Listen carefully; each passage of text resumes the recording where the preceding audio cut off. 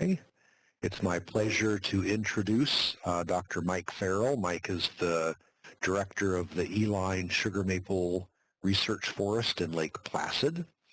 And he's going to be, Mike's been a lot of years very involved with maple sap and maple syrup production, and he's more recently gotten into a variety of other sap production systems, specifically birch and walnut. Mike hosted an international birch sap conference earlier this year and has really gained a lot of traction in these areas. And so I'm pleased to welcome Mike. Mike, I'm going to mute my microphone and turn the cyberspace over to you. I will hover here in the background.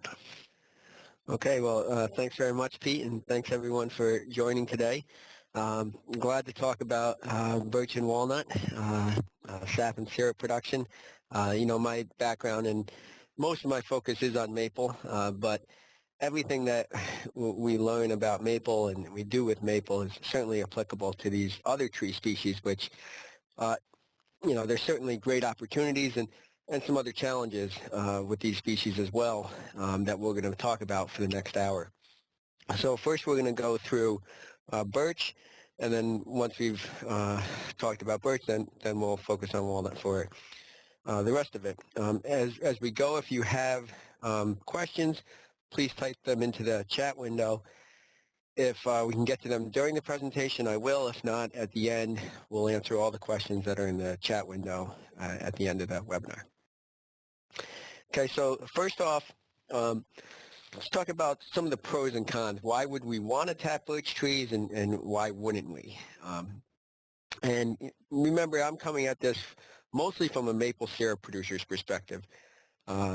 This is something that,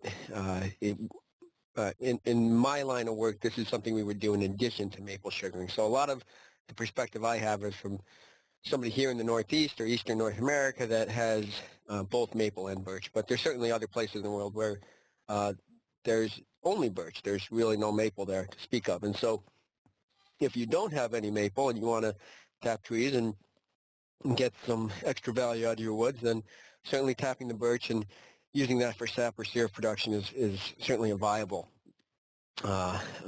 opportunity. It's got a much different flavor than maple syrup.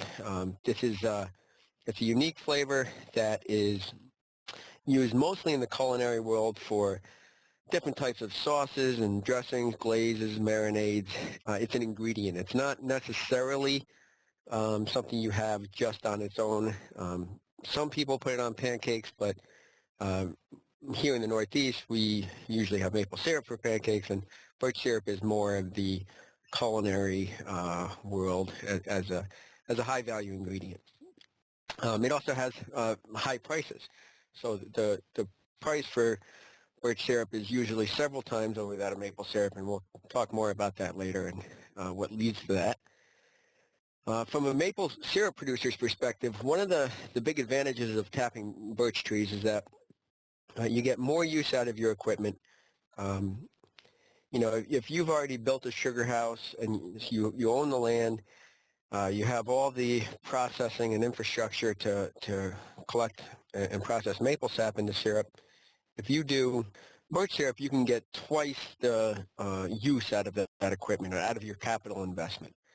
So that's certainly one of the added benefits of doing birch in addition to maple. There's also good synergy in the timing of the sap flow. There is some overlap between the seasons, but generally speaking, birch is starting to run when the maple season's coming to an end. And if you want to get all the maple sap you can get, you're going to miss out on a little bit of birch. Or if you really want to get that early season birch, you might miss out on a little bit of maple at the end. Or you have separate collection systems and processing for both, and you can do both if you really want at the same time, if you have the desire and the energy. But that certainly, they both require quite a bit of time and effort, and you need to think carefully about how you would do that. And another advantage is that it provides an economic incentive to keep a more diverse forest. In a lot of maple sugar bushes, almost everything besides the maple gets cut out, and you're left with not a whole lot of diversity. Whereas if you were going to be also tapping your birch trees, whether it's white birch or yellow birch or black birch, having a reason to be able to keep those trees and be gaining value out of them every year as well provides you with that incentive to keep a more diverse and robust forest that is also required for, if you're going to get organic certified or other types of certification systems that require additional diversity in your forest. Okay, what are some of the reasons that you might not want to do this? And there's certainly differences in birch and maple, and one of those is the sugar content of sap, which is much lower than maple. The average sugar content of birch sap usually is anywhere between 0.5% to 1%, and compare that to maple, which is usually around 2% or higher, sometimes up to 2.5% to 3%. So you're looking at maybe a third to a quarter of the amount of sugar in the sap, which means that you requires, usually anywhere from 3 to 4 times the amount of sap to make the same amount of syrup as if you had maple trees. So if you don't have the right type of processing equipment like reverse osmosis to remove most of that water before you boil, then that can become a very time and fuel intensive process. Another reason for maple producers to maybe not do birch syrup is the fact that you're extremely tired at the end of maple sugaring season. You've worked very hard and long hours for anywhere from usually 4 to 10 weeks. And at the end of the season, one of the last things you want to do is go back out in the woods, tap more trees, and boil more sap. Usually there's an expression in the maple season, you can't wait for the season to get here, and you can't wait for it to end. So if you don't think you have the time or the desire to get into more sugaring after maple's over, then birch might not be for you. As far as the taste, a lot of maple producers don't like the taste of birch syrup. It's much different. It's not what they're used to.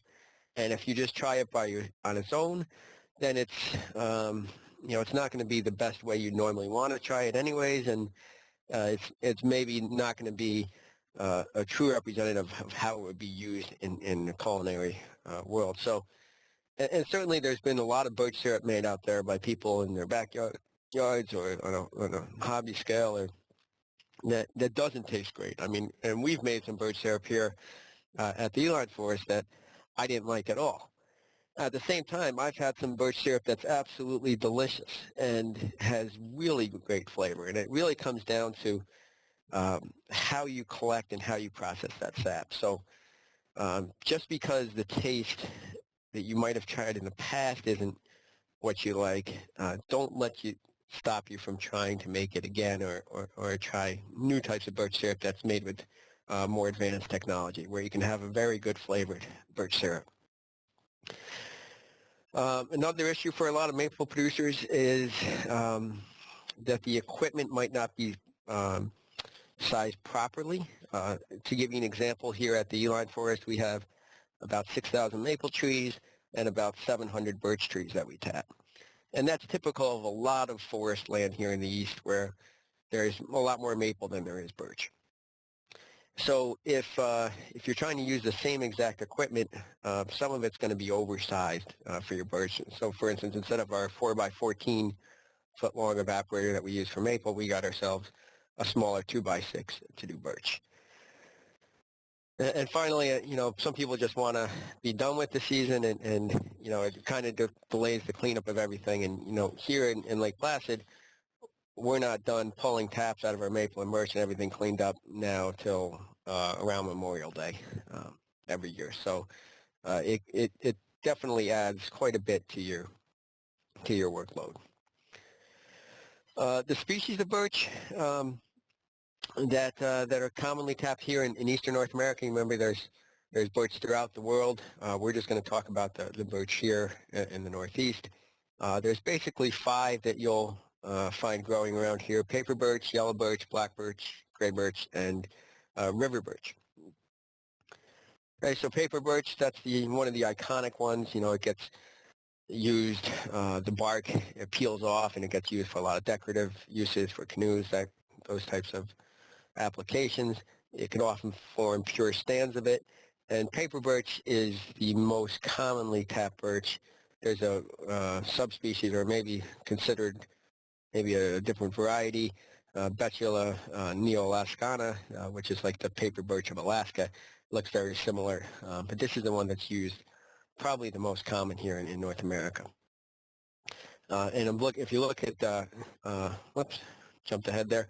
If you look at the tapping potential of paper birch here in the U.S., this shows the number of potentially tappable birch trees that are at least 10 inches in diameter. If you use the same tapping guidelines as you would for maple, you know, some people are tapping smaller birch trees, but based on the maple tapping guidelines, where you'd want the tree to be 10 inches before it gets a tap and 18 inches before it gets two, this would be the total potential in the forest land of the eastern U.S. Now, there's certainly a lot up in Canada as well, but we don't have the data for that. Just here in the eastern states.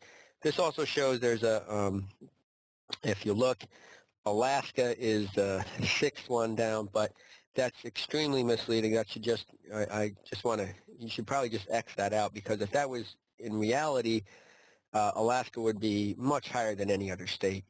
It just so happens that this data only is for the southern southeast coast, which is more populated, and that's where they do the inventory data there. They don't do it for the entire interior. So notwithstanding Alaska, you can see that, you know, Minnesota, Maine, Wisconsin, Michigan, New Hampshire, Vermont, New York, all the top states with the most amount of paper birch, they all border Canada. And, you know, paper birch is a northern species. It does well in cold climates, and there's a lot of paper birch north of the border as well. Another birch that we often find growing in the maple sugar bushes is yellow birch. This is a common associate. You know, maple sugar bushes are often the forest type is called the maple beech birch forest, and the birch that's present there is most commonly yellow birch. It's some people also call it silver birch. If you look at the photo on the right, it gets more silvery as it gets older, and it's yellow and has the same kind of papery peeliness to it on a young stem, but gets more blocky and platy as the trees get older. You can also see the chaga mushroom on the right picture. That's a mushroom commonly found on birch, and pretty much only found in the birch family, and a very medicinal mushroom as well. Okay, so if you look at the tapping potential of yellow birch, again, another northern species: Maine, New York, Vermont, Michigan, New Hampshire. Those are the top states. Anywhere between 20 to 50 million potentially tappable trees, yellow birch in those states. Black birch is a little more southerly, and black birch and yellow birch, those are the two birch species that have oil of wintergreen.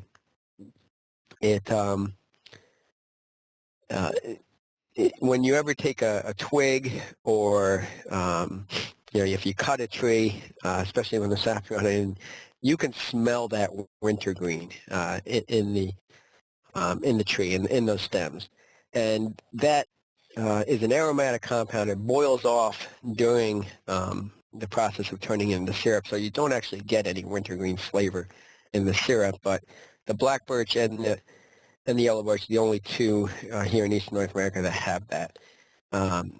It's also called sweet birch, the black birch, and it grows a little bit more south. You see, Pennsylvania is the state where it has the largest resource of black birch, and followed by West Virginia. And then in New York, it's more in the southern New York, southern tier.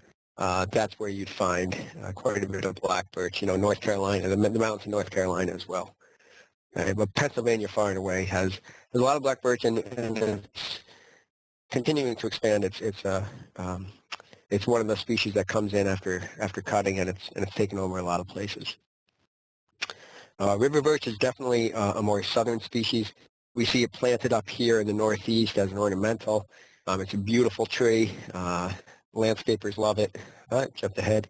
But you know, as you look, it's North Carolina, Virginia, Georgia, Tennessee. I mean, those southern Appalachian states is where you find a lot of river birch. Gray birch is often mistaken for white birch. We see it taking over a lot of fields up here in the Northeast, especially if the field is wet. It was abandoned, and then gray birch seeds come in, and it's one of the first ones to colonize that. And you see these old fields that are, you know, about 1,000 stems or so to the acre, and they never usually get more than, you know, 4 to 7 inches in diameter before they just fall over and die. So if you wanted to tap these trees, you'd start tapping them when they're much smaller, much younger, because if you waited till they got to what you consider a normal tapping size, you'd never tap them.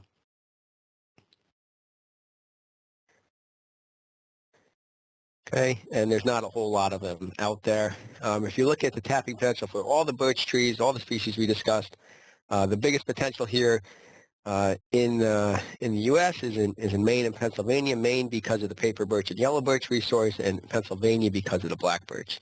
You know, I'm from New York, and New York is number 3, about 50 million potential taps. So there's certainly a lot out there, a big resource that we can make great use of. Okay.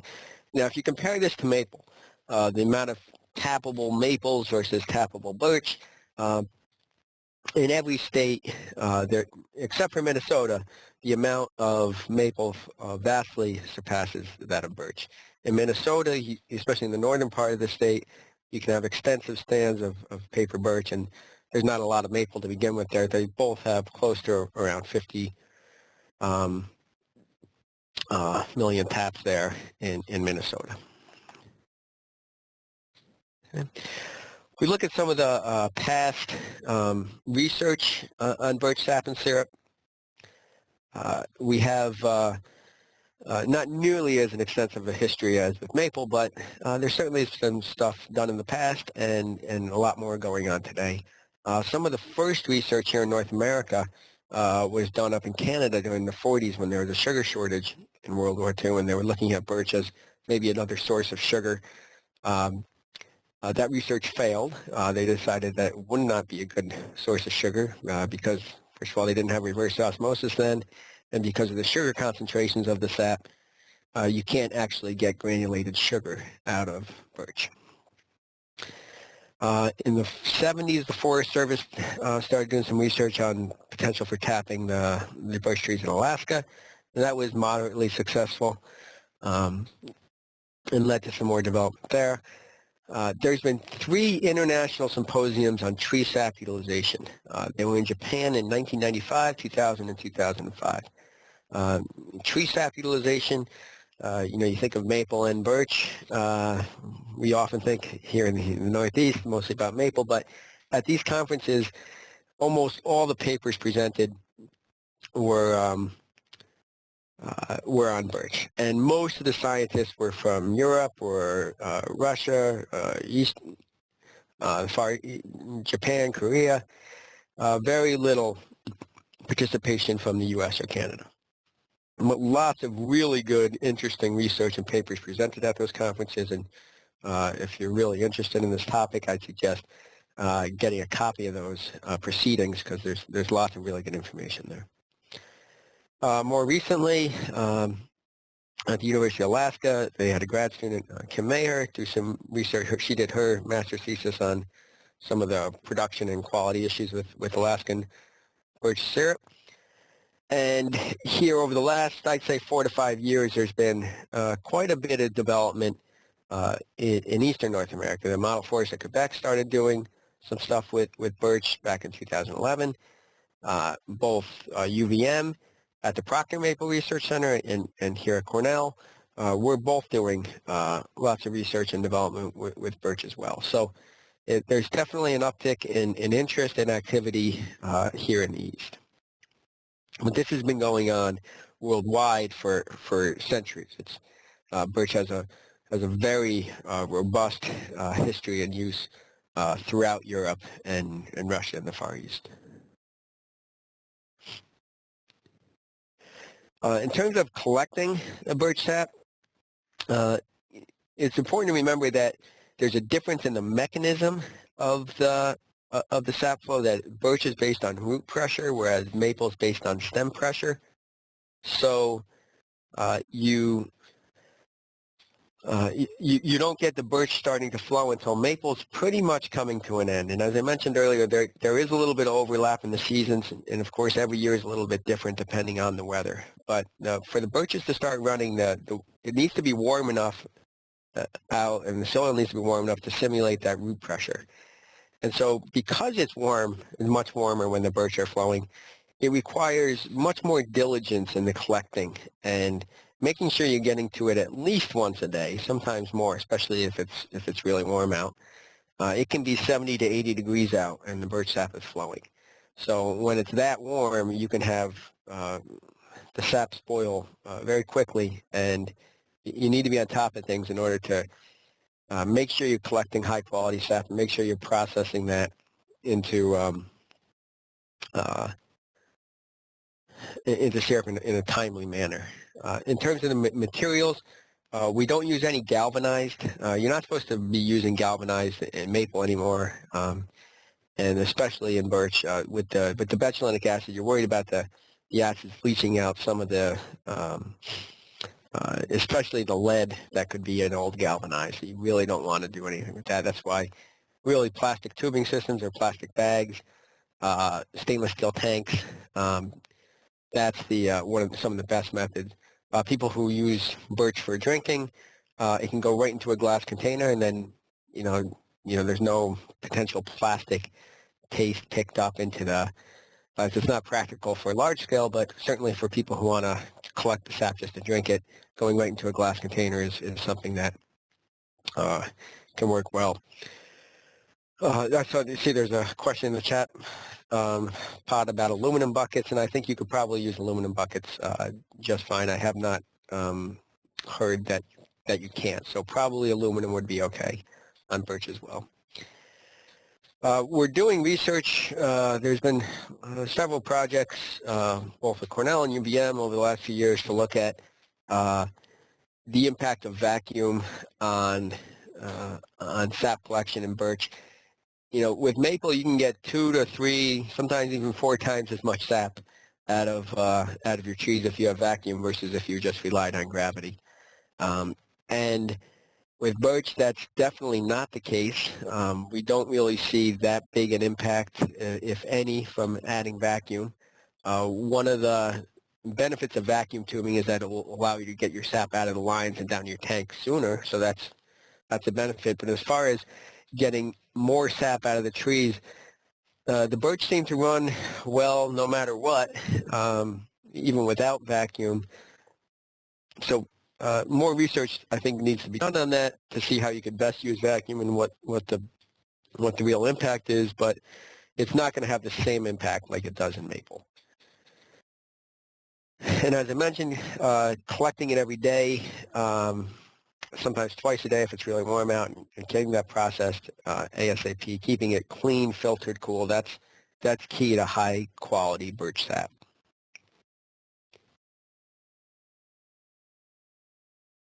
Just to show you some pictures of how people have done it, improvising different methods. This is up in Alaska. You can see the True Value hardware buckets with the Alaska, with the islands there coming off. And they use this. That's a fine system for somebody in the backyard. I'm sure it worked just fine for them. That bucket, 5-gallon bucket, is big enough to hold it. I would be a little concerned about the 1-gallon jug. You have to make sure you're collecting that maybe sometimes probably often twice a day to make sure you're not going to overflow it if you're just using a gallon jug up to a tree. If you look in the background of this photo too, you can see just those pure stands of birch. And those are those situations that are ideal for birch sap and syrup production, when you have those pure, dense, healthy stands of birch. Those are envious by people here in the East, where we don't necessarily have pure stands that extensively as you do in Alaska and Western Canada, other parts of the world. Okay, here's an image from Belarus. They use plastic bags attached to the tree because you can get quite a bit of sap out of those trees, and they want to make sure none of it overflows. So those are plantations of birch that were established for this reason, and you can get quite a bit of sap out of those. And as we'll talk later, all that sap is pretty much used for drinking, not for turning into syrup.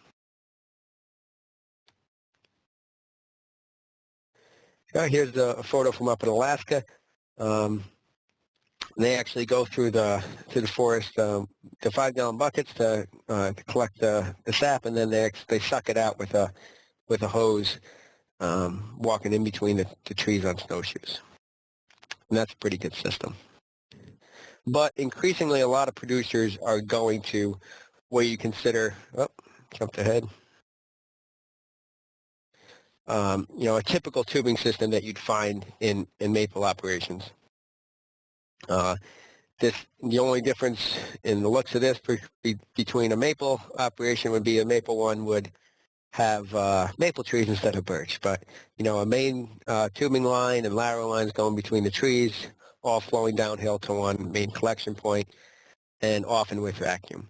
Now, this is actually a rapid tube system, which is a different type of maple collection system that's not as common here in the East, but it's, you get the idea. And the tubing systems allow you to collect the sap with much lower labor costs. You can set the tubing up at any time of the year, and then you only have to go out, tap the trees once, monitor them to make sure that the squirrels aren't chewing or there's not trees falling on them, branches, all the stuff that can happen to a tubing system, but it reduces your in-season labor costs tremendously. Question, can it work on flat terrain? You need a little bit of slope to this tubing to make it flow properly, but you can adjust the tubing to create slope in the tubing depending on the grade you're dealing with. There's certainly many maple tubing systems out there that are on pretty flat ground that can work properly, especially if it's installed and maintained properly, and also if you have vacuum to suck that sap down the tubing system faster. Okay, it's important to realize that the birch sap is going to be flowing even when it's freezing. So when you get freezing nights during the birch season, which certainly can happen, it's based on root pressure, and those roots are going to be pumping that sap up even if the temperature and the ambient temperature outside is below freezing. So, and as that sap comes off, you can see in this picture, it'll still drip out, and you can see this big icicle that formed going down the string because it'll continue to do that. And that can present a little bit of problems in a maple, in a birch tubing system that's using the releasers, the extractors that are used for maple, because ice coming into those can present issues. So you might have to turn the vacuum off if it's going to be below freezing when you're collecting sap with the vacuum tubing system. And birch will continue to flow. That sap will come out of that tap hole even as the leaves are coming out. Here's a photo from Lake Placid this past year, and you can see leaves coming out on some of the foliage around it. The sap was still dripping out of the tap holes, running down the tree. You could see the pretty disgusting looking yeast growth. That's a natural yeast in the environment that loves to grow on that. Loves to grow in that little bit of sugar solution with all the other minerals in there. I mean, it's a really good solution for growing things, and that's why you need to be on top of your collection to make sure you're doing everything properly there.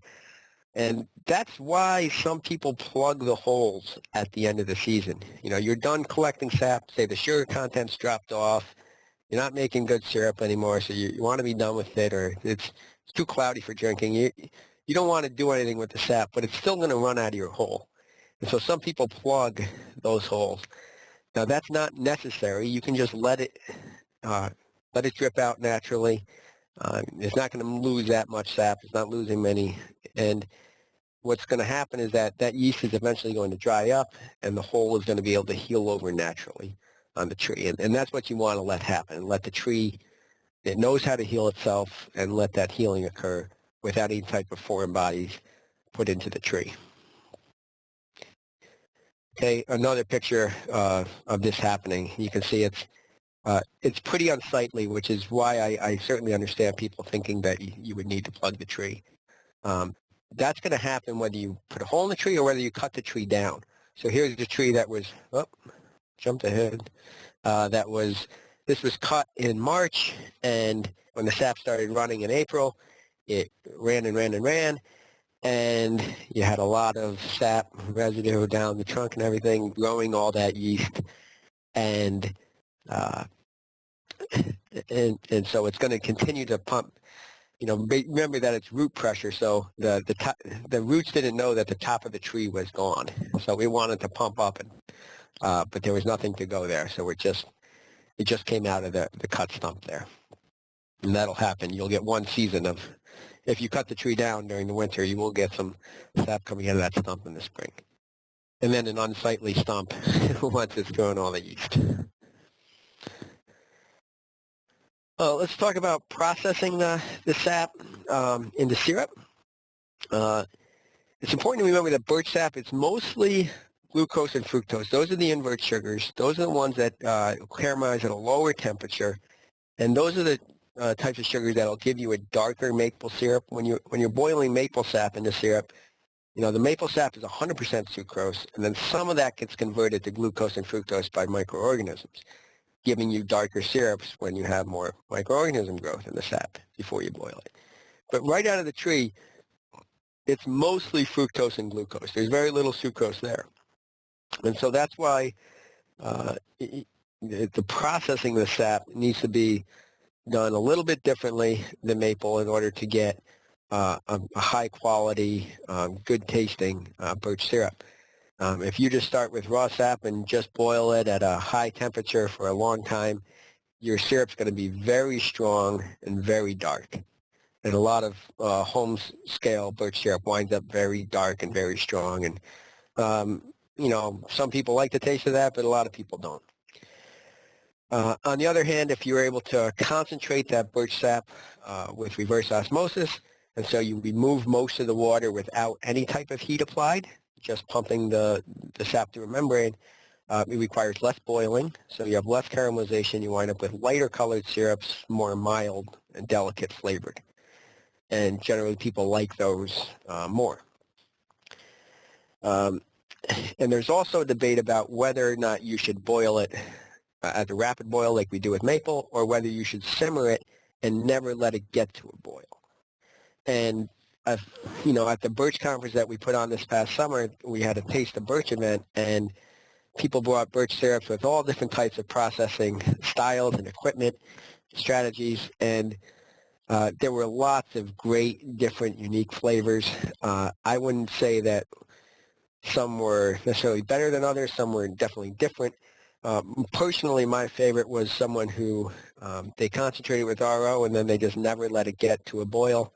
They just simmered it all day on the stove, and it had a very light color, very mild, delicate flavor. Still had a lot of that fruitiness that you find in birch. Still had a little bit of that molasses type of flavor, and I tended to like that a lot.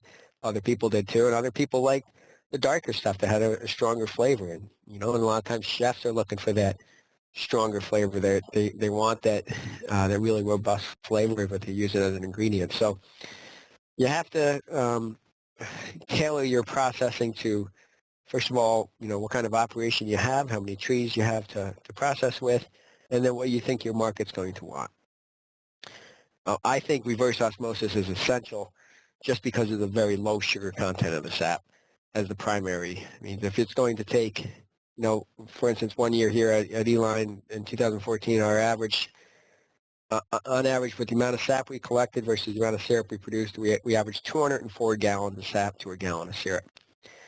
And when you have that type of ratio, because we had about 0.5% sugar on average, it I can't imagine doing that without first removing 90% of the water with RO. If you have to boil off 200 and some odd gallons to get 1 gallon of syrup, that's requires a lot of time, a lot of fuel, a lot of patience.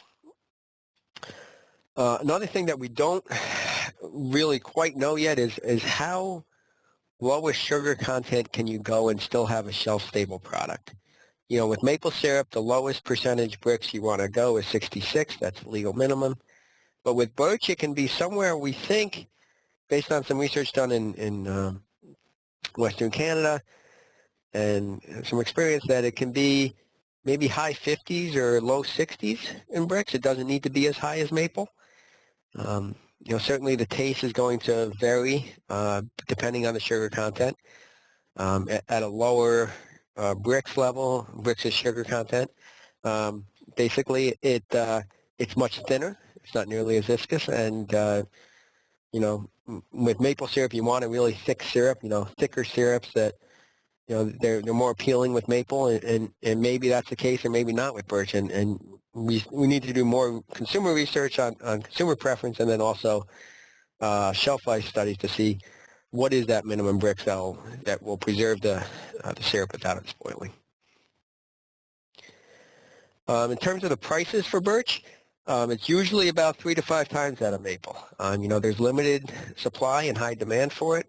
Everybody who's making birch syrup pretty much sells out everything they make every year, and at good prices. And it also costs more to make, you know, especially for a lot of people. If you're making it in Alaska or someplace that, you know, everything is more expensive to ship everything in, and it's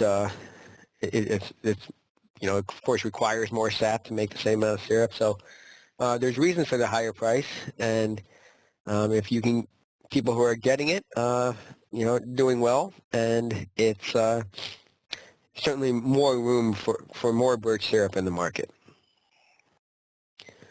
I just did an internet search a few years ago looking at, you know, if you look at the typing into Google birch syrup or maple syrup, and the top site selling it, you know, this is the prices per ounce, different size containers, and with maple it ranged anywhere from, you know, $50 to $200 a gallon, whereas with the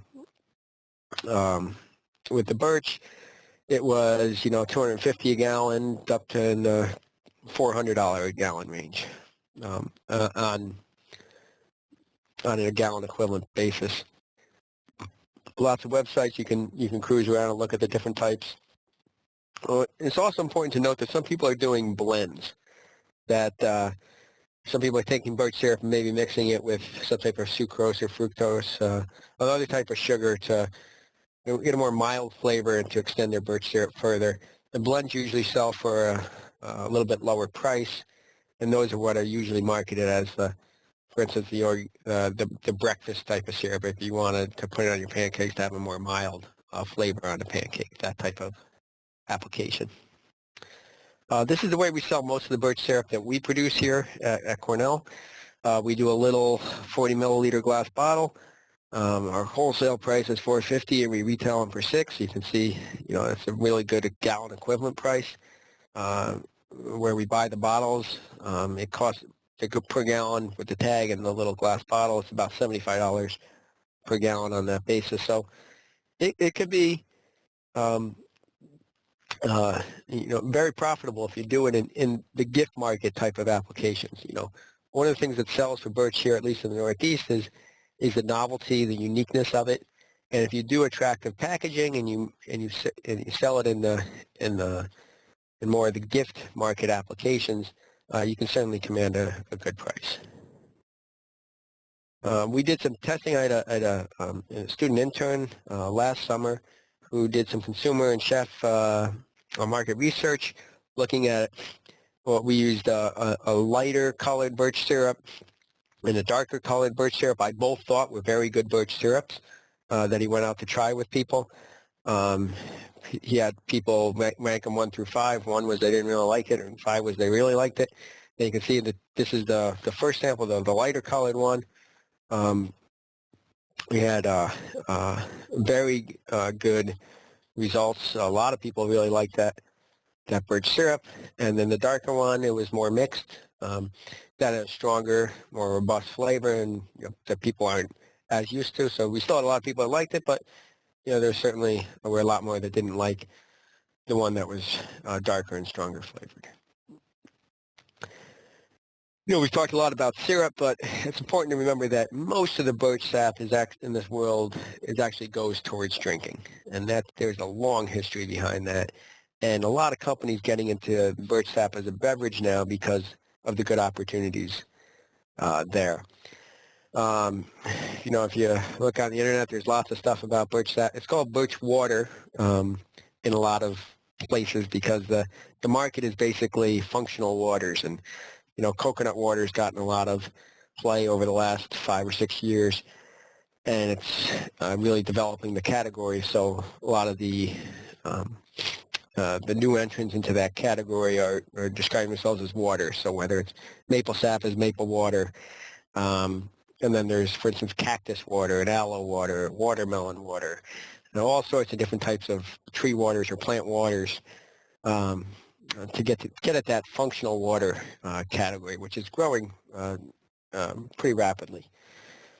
So, lots of companies doing it now. Sampling, this is a nice way, I think, to sample birch sap. It's an attractive way to go about it, and they're doing some flavors here as well as the original. Birch sap has a long tradition of being drank in many different places. And here's a table that was taken out of, I mentioned earlier, one of those international symposiums on tree sap utilization. And, Japan, Korea, China, but Finland, Russia, all of, and of course other countries as well, but people in these countries have used drinking birch sap as a tonic for centuries. And there's a lot of overlap in what they would traditionally use it for. So, on the left, you see all the different medical issues or problems, and the fact that it's used for similar problems in different places means there's probably something to it. This isn't peer-reviewed scientific literature, but chances are that, there is, there are great health benefits of drinking birch sap. And certainly more research is needed there and would help to develop this industry.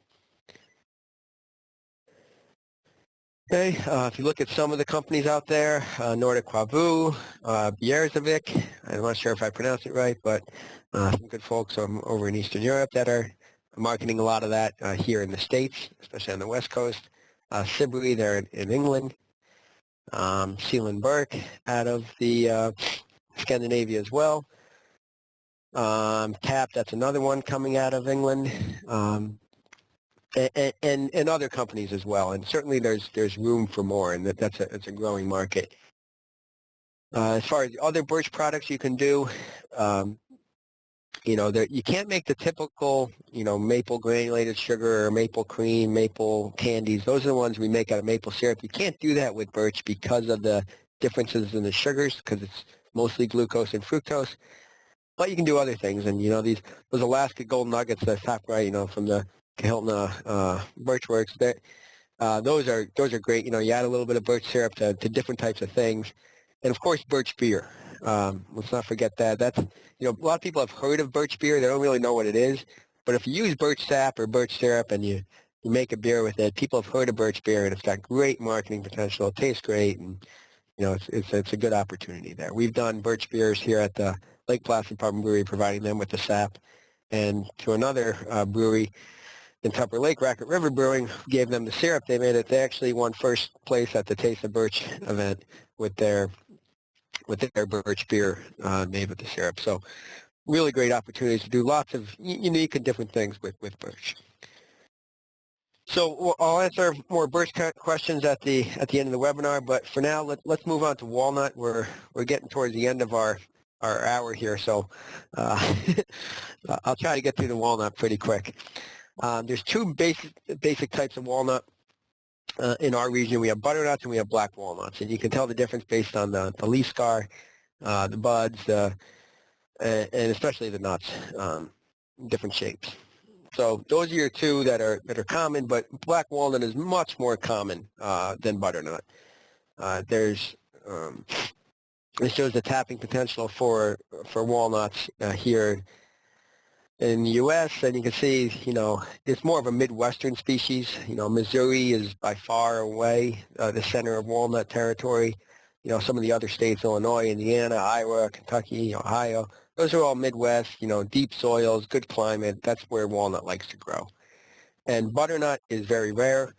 New York actually has the most butternut of any state, but it's still not that many. It's only a couple million trees throughout the entire state. And if you compare that to maples, far and away, there's a lot more maple than there are walnuts. The only exception would be, if you look at a state like Missouri, Missouri has about 50 million walnuts and only about 10 million maples. So, and you get into that part of the region, there's more walnut. But generally here in the Northeast, where people are making maple syrup, it's more maple country. You can also do Japanese walnut. Here's a picture from up in Ontario, where they have a Japanese walnut plantation they were collecting, and they made some great syrup from that. A lot of people don't know you can tap, a lot of sugar makers don't know you can tap walnut trees. The sap flow mechanism is the same. It requires that alternating periods of freezing and thawing to get the sap flowing in the trees. Here's a photo of a sugar house in New York. The owners had planted some walnut trees. They're doing great, growing really well, right next to the sugar house, but they had no idea you could tap them and collect the sap. And that's common. People just don't really think of it that way. And people know it for the lumber and for the nuts, but not as a sap source. Here's some trees that I tapped. I grew up in Albany, New York, and I knew about some really nice walnuts in Albany that were planted a long time ago. I got permission from the city to tap them. Those are street trees, and normally when a walnut tree would get that big, that tree would never get holes drilled in it. That would get cut down for lumber for sure. Walnut's very valuable for lumber, and a tree like that would be certainly destined for the sawmill rather than for tapping. In terms of the syrup, let me jump ahead here. So we have, just like maple syrup has imitation varieties out there, Aunt Jemima and such, there are certainly plenty of companies selling what they call black walnut syrup, which is basically just a corn syrup with black walnuts added in.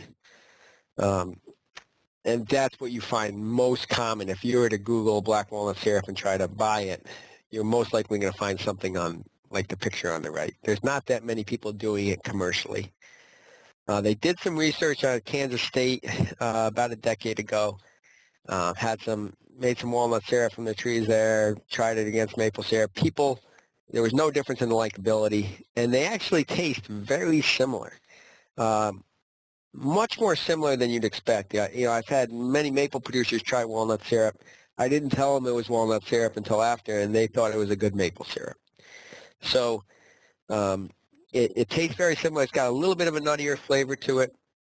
But for all intents and purposes, it's much more similar to maple, especially when you think about it as compared to birch, which is way different than maple.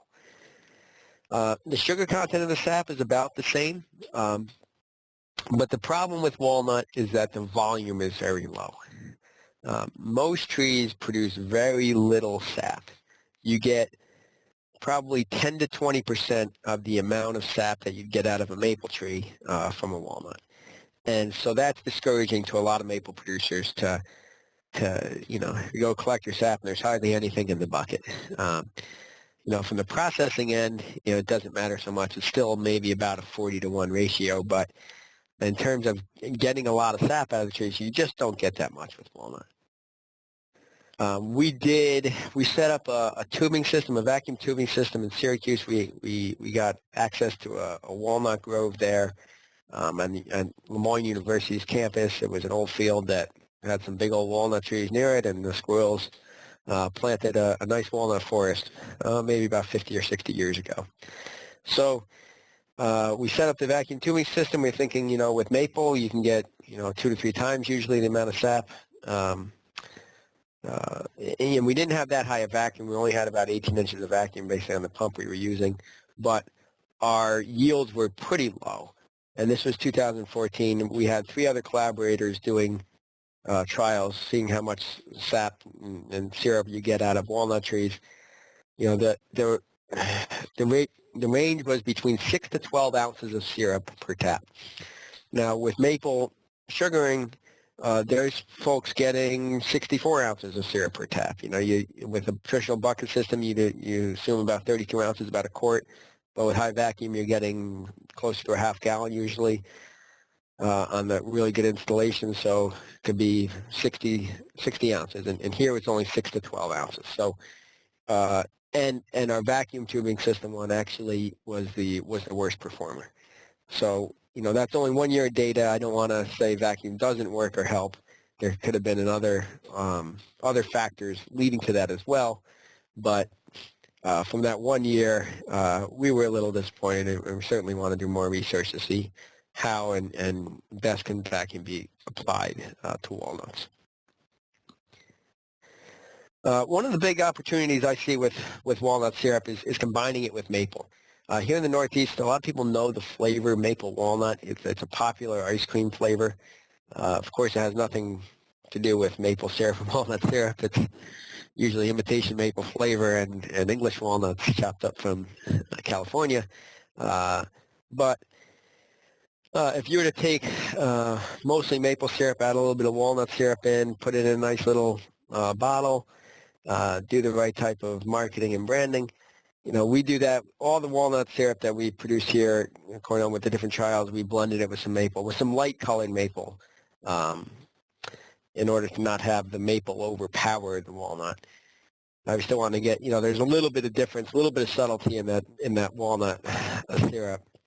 So we wanted to get that to shine through as much as we could. And we sold those for the same prices as the birch syrup, and they sold out really quickly. If we could have made a lot more, we would have sold a lot more. And so I really think there's a good opportunity for people to, especially if you're already a maple syrup producer, if you have access to walnut trees, make that walnut syrup and then do a more of a niche gift market type of packaging for your maple walnut syrup.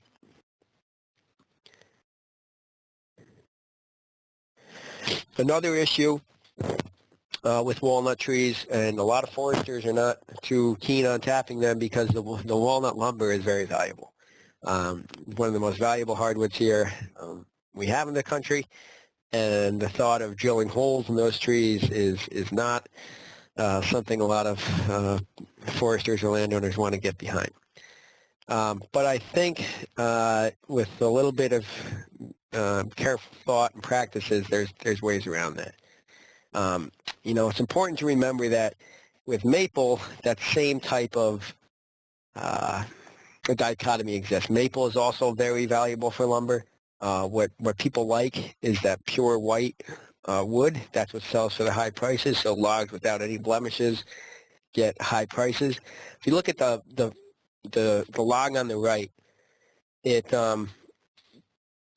you can see all of the staining from the old tap holes. That's the butt of a log that's been tapped for 45 years, with lots of taps going in that, and it was no longer good for tapping, so it got cut down and got sawed up into boards like you see on the left. And those boards on the left with the tap holes, that's actually much more valuable than if there weren't any holes there, because it's tap hole maple lumber. It's got a great story behind it. It's unique. Every board's different. Got lots of great applications. And certainly, if you do the right marketing, you can get a much higher price for that type of lumber. And I think you can do the same type of thing with walnut, especially because if you look at a walnut log, the only valuable part of the walnut is actually the inner heartwood. The dark inner heartwood is what is valuable. With maple, it's the white sapwood on the outside. And when you drill a hole into that white sapwood, you get those dark stained columns like you saw on the previous picture. All these stained columns up and down with the hole in the center, that's from tapping. And so if you were to drill holes in the outside of a walnut log, you're going to wind up with dark streaks in the otherwise white sapwood of the walnut. And remember, the valuable part of that walnut is the dark wood. And I think you can make some beautiful tap hole walnut lumber, especially if you have your own sawmill, your own wood miser or band mill that you're going to be sawing those trees yourself. If you're going to try to sell tapped logs to a log broker in walnut, good luck. I mean, they're not going to be impressed with your holes. But if you were to do the type of sawing yourself, you could certainly make that unique characteristic lumber. And a question from Yuri here: would it work better in lower grade logs? Of course, yeah. So remember that not all walnut logs are destined for the sawmill or veneer. There's a lot of trees out there that don't have the quality, and those are the ones that will be best suited for tapping, because just because it doesn't have good form doesn't mean it wouldn't provide good sap. And another thing to keep in mind, one of the reasons I think we get such lower yields out of black walnut is because most of it is heartwood. There's only a little bit of sapwood for that sap to come from. And so I think that's the main reason why we don't get the same yields. Now, if you look at, if you're sawing up this walnut, you can just picture if there were tap holes going into the sapwood there on the right part. You can see where the bark is. You can see the dark heartwood in the interior and only a little bit of sapwood. So there's not a lot to get from there, but I think you would have some interesting lumber if you're able to saw those up. Okay, butternuts are a little bit different than black walnut in the fact that it's also known as white walnut. So there's more white sapwood there, and your yield can actually be pretty comparable to maple. They actually did some research nearly 100 years ago. It was back in the 20s in Michigan at the Ag Experiment Station there, and they compared the sap flow in butternuts versus that of maples and found they were pretty much the same, only 6% different. So that was with healthy butternut trees, though, before canker came in, and we'll talk about the canker. But whether you're talking about with butternuts or with walnuts, the other major issue is the pectin that occurs in the sap. Now, that needs to be filtered out if you want to make syrup. If you want to make jelly, as anybody who's ever made jelly before, you need to add pectin to the fruit, whatever jelly you're making. Well, the pectin is pre-supplied by nature in the sap. So if you want to make jelly, you don't have to filter it, and you're just going to make some really nice tasting butternut jelly or black walnut jelly. If you want to filter it, it becomes very difficult to filter that pectin out. And it can be done, it's just you need to have a lot of patience because it takes a lot of time. And the butternut syrup also tastes similar to maple. I think it has more of a honey flavor to it too. A lot of people who try the butternut syrup say it tastes a lot like honey to them. It's one of the butternut trees that we tapped in Albany. Big old mother tree back when Albany was farm fields, and the whole neighborhood around it grew up to butternuts, planted by the squirrels. So we been tapping those for the last 4 or 5 years with good results. Now, none of those trees have canker, and the major issue with butternut health throughout eastern North America is butternut canker. You can see it, skipped over the slide. It was first discovered in the 60s in Wisconsin. It's spread pretty much throughout eastern North America now. It can get in through different wounds. So if you have healthy trees and you want to make sure those trees stay healthy, if you drill a hole in those trees, that's a possible entry spot for the fungus. So, you have to be careful if you really want to make sure that these trees are there for as long as you can. I would say don't let that discourage you from planting them, though, because you can still get lots of value out of these trees for a long time before they eventually succumb to the canker and die. Okay. And I think the biggest opportunities in walnut syrup production here in the East is with planting. We don't have a lot of them naturally growing, but they grow extremely fast. If you were to plant open fields to them, they're much more easily established than maple. They grow sometimes, 2 to 4 feet a year typically on these trees, depending on the site and conditions.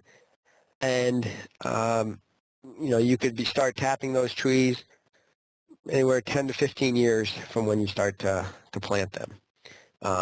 I also think that there's opportunities with trying to collect sap off of pruning cuts. If you're able to, you might have seen some research out of UVM with cutting tops off of trees and hooking up a type of a capped bag to collect the sap. In lieu of that, if you were to do a pruning cut on some of the lower branches and hook that same type of cap to the pruning cut, you might be able to get decent amount of sap out of that pruning cut, collect that, and tap the trees even younger and do the necessary pruning that you want to do to have a good form tree for the future. I did a little bit of trials just with gravity off a pruning cut on a 1-inch branch coming off into a bucket, and was able to get some sap, but I think for it to be economical, you'd probably have to put the vacuum on that to make sure you get all that you could out of that. The gravity was just to see what would happen, and I wouldn't recommend doing that commercially for gravity, but if those caps do come out and you have young plantations, I think that'd be a great application for it. Okay, so with that, it's 5 minutes after 1. If you have to go, that's fine, and thank you for your participation. Now what I'm going to do is go through all the questions I didn't get to during the presentation in the chat bar here, and we'll start up at the top and just keep on typing away, and we'll get to all of them as long as you can stay on. So I will scroll down here. Mike, let me just, great job, first of all. This was really super. And just to reiterate Mike's comments, if you have questions, this is the time to start typing them in. And this presentation is being recorded, so if you can't stick around for the questions, then check back on the Forest Connect YouTube channel in a couple of days, and you can, watch the last 5 or 10 minutes of this to catch all the questions. So, Mike, do you want, you can scroll through the chat window and read the questions, or I can scroll and I can read the questions to you. What's easiest for you? I'm just got to the first question, so I'll just scroll, and if okay, I think I can get to them. Yeah. Okay, all right, that's fine, sure. So the first question here, can you please describe nutritional properties of the different tree saps? They all basically have a little bit of sugar, minerals, antioxidants. They're going to have different nutritional profiles, and not just different between the different species, but even same species, different sites, because it's a natural product. The tree is taking in groundwater. It's going to have different types of mineral compositions, concentrating those minerals. Overall, they're going to be fairly similar, yet each one will have their unique differences. And I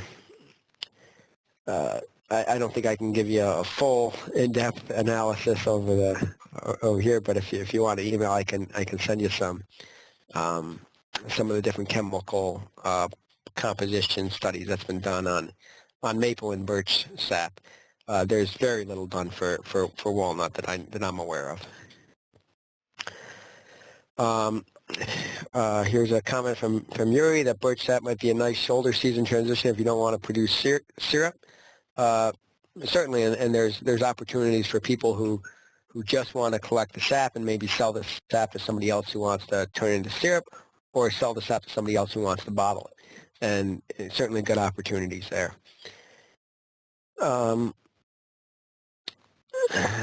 Scroll down. What diameter do the birch trees need to be in order to tap?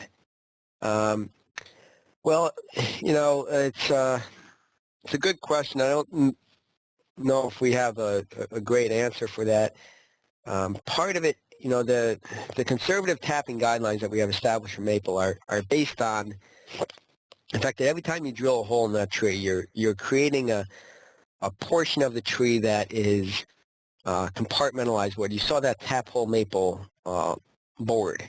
All those areas that were streaked columns are no longer conducive to sap flow. So that's why you want to base your tapping, let the trees get to a certain size and only use a certain size spout and a certain number of spouts per size of tree to make sure you always have enough whitewood to drill into. I know Mark Iselhart at UVM has been doing some research on staining from tap holes in birch as compared to maple and working on developing tapping guidelines. Mark and Abby Vandenberg at UVM to develop tapping guidelines for birch because we don't really have specific ones for birch. We have ones for maple, but you know, it's going to have to do with the growth rate of the tree, how fast it's growing, the size of the hole, and how deep you're drilling in. So I think you know, and especially on trees that you don't think are going to live that long. For instance, those gray birch, you know, you'd start tapping those when they're much smaller because they're just not going to live. Same thing with paper birch on some sites. You might want to start tapping those at a younger size because if you wait until they got large enough to tap according to the maple guidelines, you might not have that many years left to tap them. So things need to be modified a bit for birch, and more research is forthcoming on that. Approximately how many do you need to get 1 gallon of syrup? We expect the yields from birch trees to be, on average, that the yield of syrup per tap, about 1/10 of a gallon of syrup per tap is what we've had some different collaborators collecting data for us and throughout New York over the last couple of years. Projects funded by the Northern New York Ag Development Program and Cornell University Ag Experiment Station to kind of look at this yield performance. And you know, it's going to depend on when you tap the trees, how soon you get those in, you know, how many of those early runs do you miss, and the sugar content of the sap, which can vary a lot from year to year. So, but I think if you're developing a business plan and you want to put 1/10 of a gallon of syrup per tap, that's probably a good estimate of what you would get. So 10 trees for 1 gallon of syrup. Okay, birch, black birch also grows in South Ontario. Yep, you can find it there as well. What is meant by a 2 to 5 day shelf life of untreated birch sap? I have 7-month-old birch sap in my fridge that seems to have not degraded at all. Well, I would be surprised if that 7-month-old birch sap is still in the fridge, is still like it was when it came out of the tree. Because birch will spoil pretty quickly, and you know, it depends on how much exposure to microorganisms it got in the collection phase. You know, in the tree, it's essentially sterile. In this tree, there's no microorganisms there in that sap. But when it gets into the environment, no matter what you're collecting in the atmosphere, it can pick up. You know, all that stuff wants to grow in the sap, and so it really depends on how sanitary your collection system is and what have you done to treat that sap before you put it in refrigeration or frozen storage. Question about aluminum buckets, we answered that. Will the sap work on, yep, flat terrain. Will there be any advantage to vacuum with regard to bacteria in the sap and therefore unprocessed shelf life? The advantage to vacuum is that you can still have bacteria growing in a vacuum tubing system. You're not going to be able to eliminate it from there, but the advantage of vacuum is that it gets the sap down the lines quicker. So it spends less time, you know, basically baking in the sun of the tubing system out in the sun, and you know, and growing in that tubing system. No matter how well you've tried to clean that tubing system, it's not as entirely clean, and you are going to get stuff growing in it. So you want to get it out of the tubing system and down to preferably a stainless steel collection tank that's in a cool spot and as soon as you can, and the vacuum helps draw it down the lines much quicker.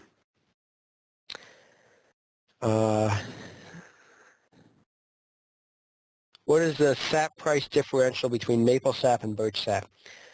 As far as the sap price, so if let's say you're selling it or you're buying it, they're going to tend to balance out in a gallon basis. Because birch syrup sells for a lot more than maple syrup, you would think the birch sap would be a lot more valuable. But because it takes a lot more birch sap to take the same amount of syrup, the difference there usually means that on average they're going to pretty much balance each other out. So on a gallon basis for the sap, they're going to be about the same. How is birch sap processed to make it shelf stable? Different processes, and depending on the company and their marketing and whether they're adding flavors. A lot of it has citric acid added to it to drop the pH to make it a high acid product, and then it's maybe extra sugar is added to sweeten it up and other flavors. That's what's happened to a lot of birch sap. Some of it's gone through ultra-high temperature pasteurization with aseptic bottling, which is used a lot in the maple water industry now. That's the way a lot of milk is processed in Europe. And so, there's different processes, ultrafiltration, UV lights, high pressure processing. There's different methods that different companies are doing to extend the shelf life and to make a good tasting and safe product for people to drink. Question, are those galvanized? Oh, so the buckets that we had on the walnut trees were galvanized. And that's fine with walnut sap. Is if you're especially on such a small scale. But if you're going to be doing that on a large scale, or if you want to be certified organic, or if you want to sell bulk syrup, especially the regulations that are coming out of maple industry, within 6 years from now, you're not going to be able to use the galvanized buckets. Or if you do use them, you're going to have your syrup tested for lead to make sure that no lead was leaching out of the galvanized. Where are the 40 milliliter syrup bottles and locking tops sold? We got ours. I can't remember. It was a company near Albany. If you just look online for different glass bottle syrup companies, there's lots of really nice glass bottles out there. And I like the ones that we showed you a picture of, and we got a good price on them. But there's lots of good options out there. And I would recommend, with these birch syrups or walnut syrups, a nice, attractive glass bottle is going to sell a lot of it. And invest in a nice bottle.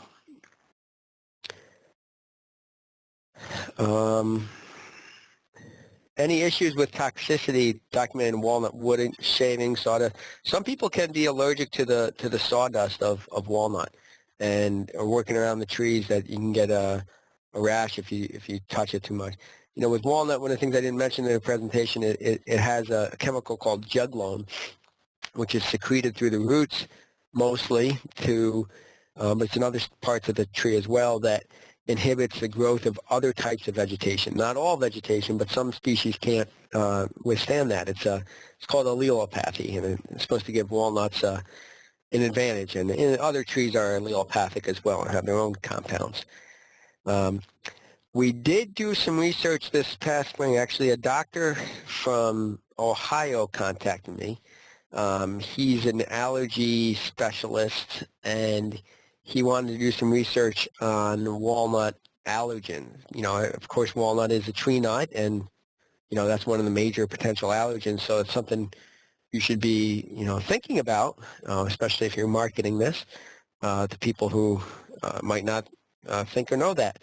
And so I sent him some syrups. He did some different testing, first in the labs, and then on people in the hospital in a controlled setting, and was not able to find any type of the allergens in the syrup, and no reaction to the people that then were given this at the hospital. So, and other folks from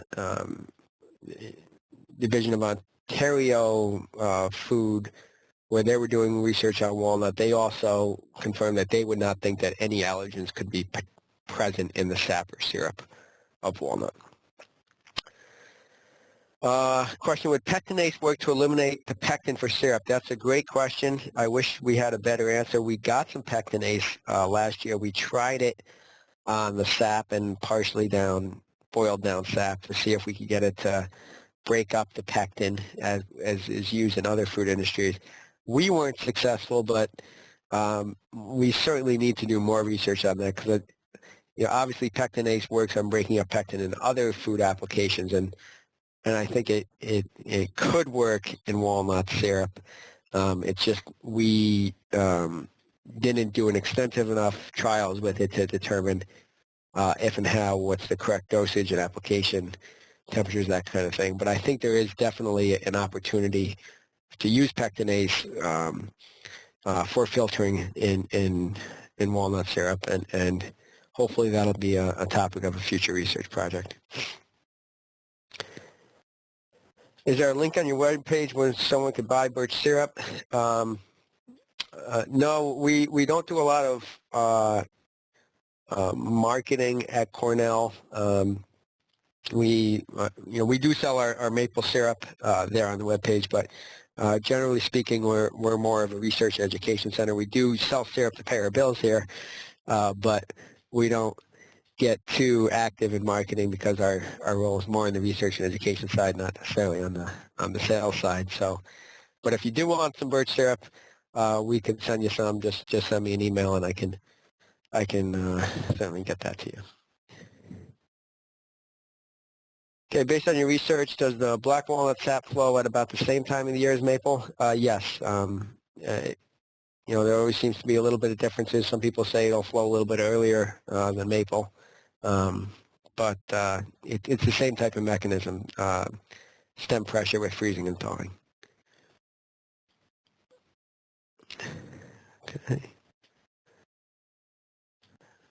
Okay. Will the 7 p.m. event be a repeat or contain new different information? I'll be exactly the same. So if you really like the presentation, you want to watch it again, you're certainly welcome to. But I'm sure you would have. You can always watch this recording later again if there's stuff you wanted to refer to, or download that PDF file as well. Is the webinar improved for master gardener or continuing education? That'd be a question for Pete. Yes. Great. Well, so we provide documentation that you participated, and we give a start time and an end time for the participants to look for continuing education credits.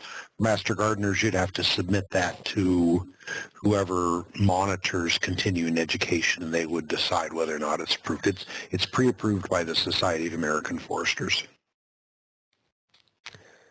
Okay. And last question: do you sell the birch sap at the Cornell Orchard? No, we don't. Well, we don't sell any birch sap here at Cornell. We do sell the birch syrup at our store here, but that's a good idea. We should reach out to the orchards there on campus and see if they want to carry our birch syrup as well. So thanks everybody for participating. And as always, if you have more questions down the road, there's my email and phone number, and feel free to send me a note or give me a call anytime. I'm glad to help you in any way I can. Mike, thank you very much for a great presentation. You've put yourself through the paces here with an endurance presentation, but it was really well done. I think you covered all of the bases superbly, and that's what it looks like from everybody else. So thank you all for participating, and Mike will be back here live again tonight at 7 p.m. And if you want to come back and see it again, I'm sure it won't be exactly identical, but it'll be real close to identical. So unless Mike has it memorized precisely. So not quite. All right. Y'all have a great afternoon, and happy holidays to everyone. Thanks very much.